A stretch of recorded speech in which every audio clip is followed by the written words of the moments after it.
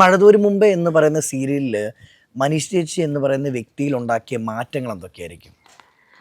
മാറ്റങ്ങൾ ഒരുപാടുണ്ട്. അത് അഭിനയത്തിന്റെ കാര്യത്തിൽ തന്നെ ഒരുപാടുണ്ട്. കാരണം എന്ന് വെച്ചാൽ അതിന് ഞാൻ ഇതിന്റെ ആദ്യ ഡയറക്ടർ ബിനു വെള്ളത്തൂവൽ, അതുപോലെ തന്നെ ജെറി ആണെങ്കിലും, പിന്നെ മനു ജോയ്സി സാറിന്റെ മകനാണ്, അവരാണ് പ്രൊഡ്യൂസേഴ്സ്.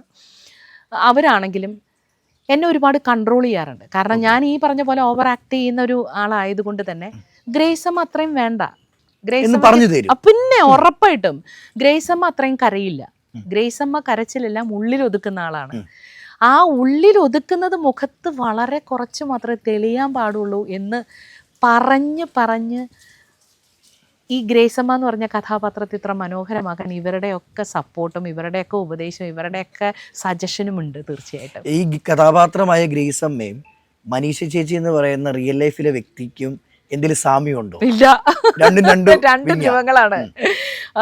ഗ്രേസമ്മ കുറച്ച് പക്വതയുള്ള ഒരാളാണ്, എനിക്ക് ഒരു പക്വതയില്ല, ഒട്ടും പക്വതയില്ലാത്ത ഒരാളാണ് ഞാൻ. എൻ്റെ മകൻ എപ്പോഴും പറയും അമ്മ എങ്ങനെ അമ്മയായി എന്നുള്ളത് ഞങ്ങൾക്ക് ഇപ്പോഴും ഭയങ്കര അത്ഭുതമാണെന്ന്.